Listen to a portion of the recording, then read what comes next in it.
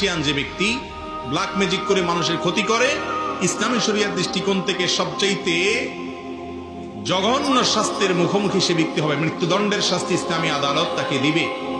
এটাই হলো ইসলামী শরিয়ার বিধান। এত জঘন্য অপরাধ। আর জাদুর বাস্তবতা, এটাকে আমাদের অনেক তথাকথিত বিজ্ঞান মনস্ক ভাইয়েরা অস্বীকার করেন।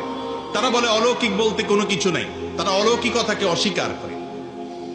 আমার মনে হয় এই একটা পয়েন্টে যদি একজন মানুষ নির্মোহভাবে নিরপেক্ষভাবে একটু যাচাই করার চেষ্টা করেন যে আসলে জাদু বলতে কোনো কিছু আছে কিনা, বা জেনে ধরা রোগী বা জিনের উপদ্রব বলতে কোনো কিছু আছে কিনা, একটু যদি অনুসন্ধান করা হয় এবং সেটা যদি ইনসাফের সাথে করা হয়, নির্মোহভাবে করা হয়, আমার তো মনে হয় এই যুগে আল্লাহর কোরআনের প্রতি ঈমান আনার জন্য আর কিছু দরকার নাই, এই একটা পয়েন্টই যথেষ্ট।